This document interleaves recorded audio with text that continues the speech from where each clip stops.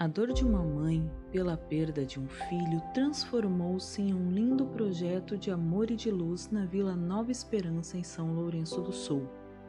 Há 21 anos nascia a Casa da Sopa, que ao longo dos anos transformou-se em Associação Espírita Casa da Esperança Chico Xavier, sempre com o mesmo propósito: levar auxílio espiritual e social aos mais desvalidos. Hoje, a casa atende cerca de 50 crianças de 3 a 16 anos, bem como suas famílias, com o auxílio de voluntários, além de todo atendimento espiritual para a comunidade. Você também pode nos auxiliar. Faça sua doação pelo PicPay ou entre em contato através das nossas redes sociais. Nosso trabalho social continua sendo realizado durante a pandemia.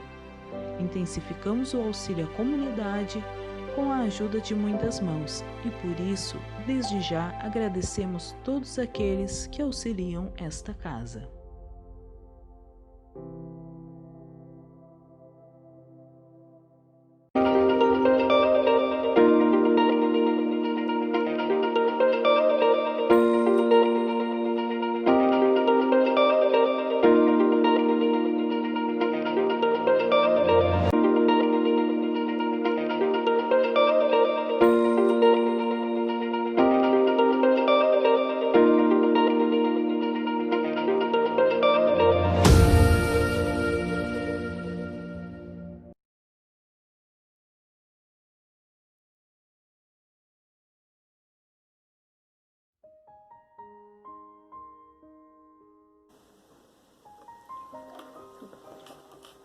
Boa tarde a todos e a todas. Vamos nos acomodando para que, com calma e tranquilidade, consigamos absorver as energias salutares dos nossos benfeitores espirituais. Vamos à prece. Bondoso Deus, agradecemos e glorificamos Tua presença em nós através da espiritualidade amiga. Que a Tua misericórdia nos envolva a todos nós, fortalecendo a nossa fé em dias melhores. Que assim seja. Bom, em nossa primeira conversa, o tema foi a encarnação e o Dia das Mães. O nosso diálogo de hoje é sobre a desencarnação e a morte, um tema bastante pertinente em virtude do que estamos passando e do que está acontecendo à nossa volta. Mas o que é desencarnação e o que é morte?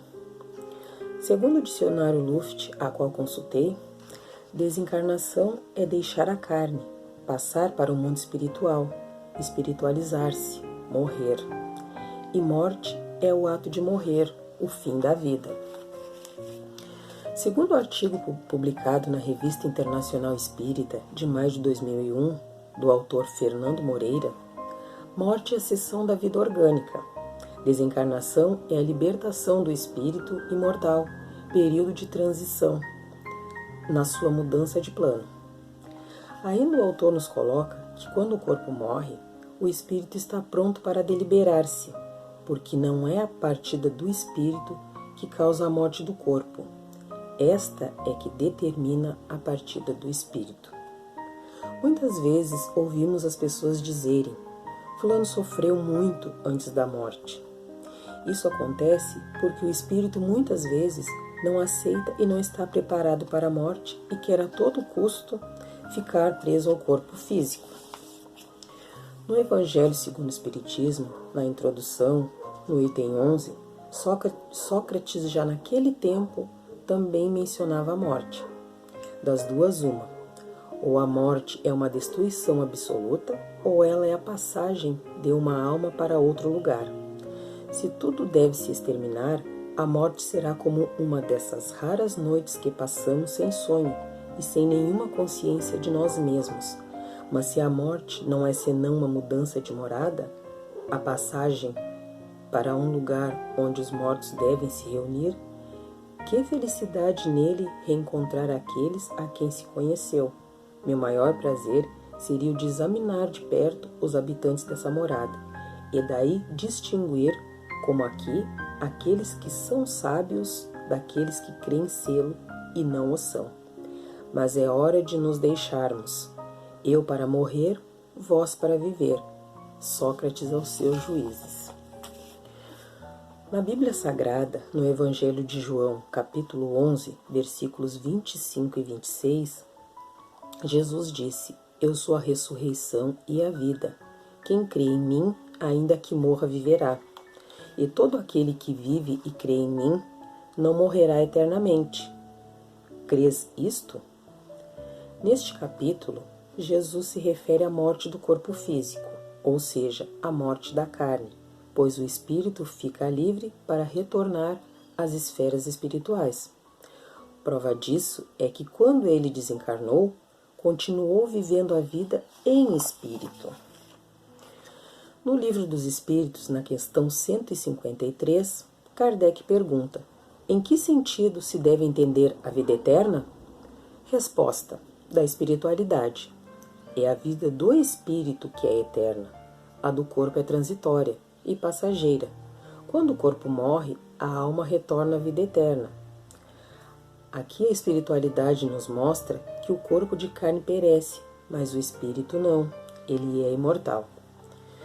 Na questão 323, na comemoração dos mortos e funerais, Kardec pergunta: a visita ao túmulo dá mais satisfação ao espírito do que uma prece feita em sua intenção?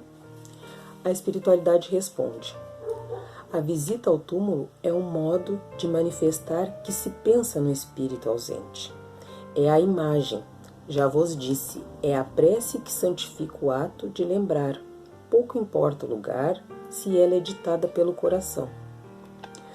Hoje, que estudamos a doutrina espírita, sabemos que a visita ao túmulo é uma formalidade, pois o espírito não se encontra ali, somente seus restos mortais.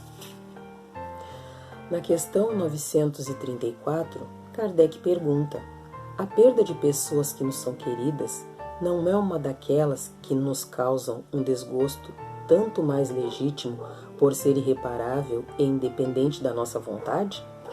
A espiritualidade responde: essa causa de desgosto atinge tanto o rico quanto o pobre, é uma prova ou expiação, e a lei comum. Mas é uma consolação poder comunicar-vos com vossos amigos pelos meios que tendes, esperando que para isso tenhais outros mais diretos, mais acessíveis aos vossos sentidos. Em nosso entendimento equivocado, as situações, em alguns casos, estão invertidas, pois na ordem que compreendemos ser natural, os filhos enterravam seus pais, e o que se vê agora é o contrário, os pais estão enterrando seus filhos. Mas a espiritualidade sempre nos concede a oportunidade de receber notícias dos nossos entes queridos, através de comunicações mediúnicas. Sentiremos saudades, choraremos, é normal, mas não podemos fazer disso motivos de sofrimentos eternos, pois isto faz mal para o espírito que desencarnou e para nós, também que estamos encarnados. Na questão 163, Kardec pergunta: a alma deixando o corpo tem imediata consciência de si mesma? Resposta da espiritualidade: consciência imediata não é bem o termo. Ela passa algum tempo em estado de perturbação. Na questão seguinte, 164, Kardec pergunta: todos os espíritos experimentam no mesmo grau e durante o mesmo tempo a perturbação que se segue à separação da alma e do corpo? E a espiritualidade responde: não, isso depende da elevação de cada um. Aquele que já está purificado se reconhece quase imediatamente, visto que já se libertou da matéria. Durante a vida física, enquanto que o homem carnal, aquele cuja consciência não é pura, conserva por tempo mais longo a impressão dessa matéria. Então, conforme a nossa evolução moral, será a nossa perturbação. Um processo que pode ser lento ou doloroso, mas que todos nós passaremos ao desencarnar, pois nós construímos com nossas atitudes aqui na Terra uma desencarnação tranquila ou não. Então, nos aprofundando, nos aproximando para o final, uma pequena consideração. Quase não falamos sobre a morte, por se tratar de um episódio dolorido e que causa muitos sofrimentos, dos quais nós, por sermos muito imperfeitos, não temos condições de compreender. Por termos o sentimento de posse sobre o outro, não estamos preparados para a partida do ente querido, acreditando que podemos reter o outro junto de nós pelo tempo que achamos conveniente. Mas Deus, que é um Pai zeloso de seus filhos, tem suas leis e as faz cumprir. Todos nós temos o nosso tempo aqui na Terra encarnados, e a data do nosso retorno já está marcada. A hora de todos chegará. Uns vão mais cedo ao encontro do Criador e outros vão mais tarde, de acordo com as tarefas das quais nós nos comprometemos na espiritualidade. Quantos espíritos deixaram o corpo físico e estão por aí vagando sem saber da sua condição de desencarnado? E outros tantos estão na erraticidade espiando suas faltas?